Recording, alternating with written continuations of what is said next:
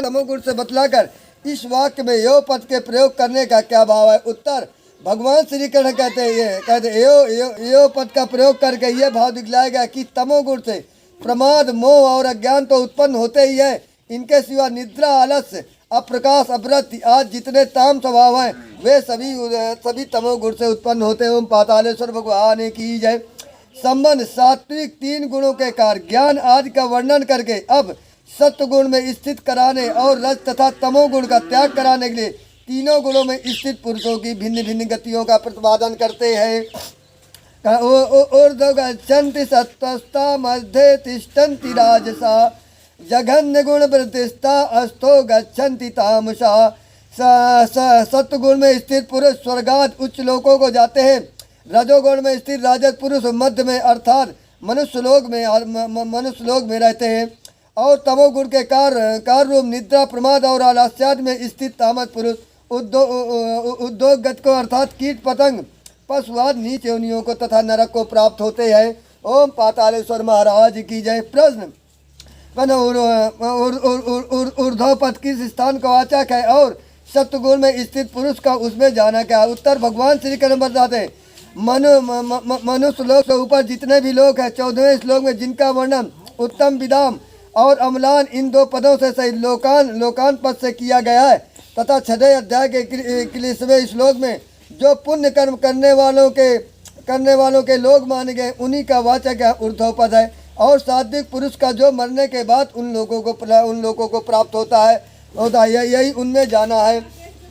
प्रश्न, मध्य पद किस स्थान का वाचक है और उससे राजस पुरुषों का रहना क्या है?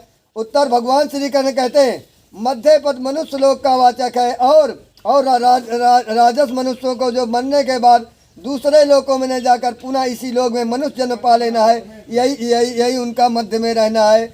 ओ पातालेश्वर भगवान की जय। शिव शिवा विश्व जय जयकार हो जय जगत सदगुरु। प्रश्न, जघन्य गुण और उसकी प्रवृत्ति क्या है और उसमें स्थित होना तथा तामस मनुष्यों का अधोगत से प्राप्त होना क्या है?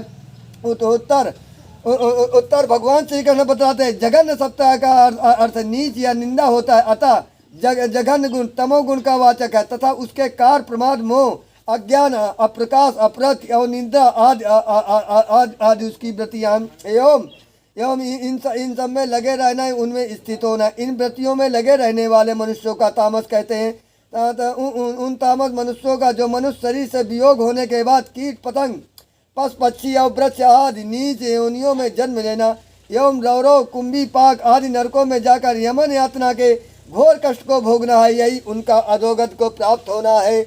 ओम पातालेश्वर महाराज की जय। शिव शिवा विश्व जय जयकार हो जय सदगुरु।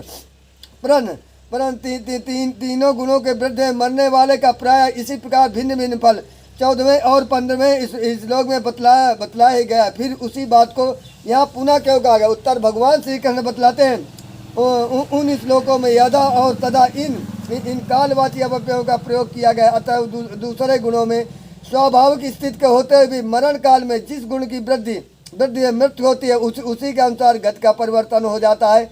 यही भाव दिखलाने के लिए वहाँ भिन्न भिन्न गतियाँ बतलाई गई और यहाँ जिनकी स्वाभाविक स्थिति स्थायी स्थिति सात्विक गुणों में है उनकी गति के भेद का वर्णन किया गया है। अतः पुनरावृत्ति का दोष नहीं है। प्रश्न, 15वें श्लोक में तो तमोगुण में मरने वाले का फल केवल मूढ़ योनियों में ही जन्म लेना बतलाया गया है। यहाँ तामसी पुरुषों की गत के वर्णन में अधोपद के अर्थ में नरकात की प्राप्ति कैसे मानी गई है?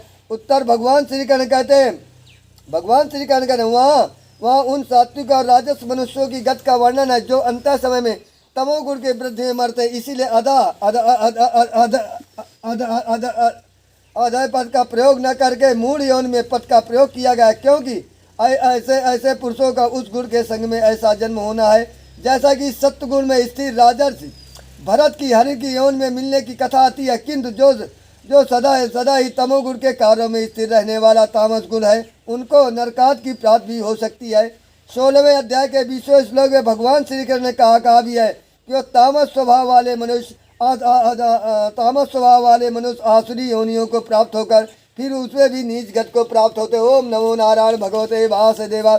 ओम भूर्भुवस्सुवः तत्सवितुर्वरेण्यं भर्गो देवस्य धीमहि धियो यो न प्रचोदयात्। ओम पातालेश्वर महाराज की जय। ओम शिव शिवा विश्व की संपूर्ण भगवान सदा जय जयकार हो जाए। ओम आदि शक्ति दीप शक्ति अलौकिक पार्वम परम पिता परमेश्वर पातालेश्वर भगवान की जय। शिव शिवा विश्व समूह जय जयकार हो जय जयकार हो जाए। ओम धर्म की जय। धर्म का नाश हो प्राणियों में सद्भावना विश्व का। ओम सनातन धर्म की जय। ओम शिव शिवा विश्व की संपूर्ण ब्रह्मांड में सदा सदा जय जयकार हो जय जयकार हो जय। ओम धर्म की जय। धर्म के नाश हो प्राणियों में सद्भावना विश्व का नाश। ओम सनातन शिव शिवा विश्व समूह जय जयकार हो जय जयकार हो जय जयकार हो जय जयकार। ओम सद्गोशन्नम ओम नागेंद्र तिलोन्नाथ भसंकर भाषा नित्या सुधाधिका तस्मैन कार्य ओम मंदाकिनी चलित चंदन से नंदीसन प्रमथनाथ महेश्वरा मंदापु को पूजा तस्मै कारण ओम शिवाय गौरी बन्धन बन्धन पूजा नित्यानंद आपका महता तस्मै शिकारा नमस्ते। ओम अशक्त कुंभ भोगोपरा मुनिन देवचित से करा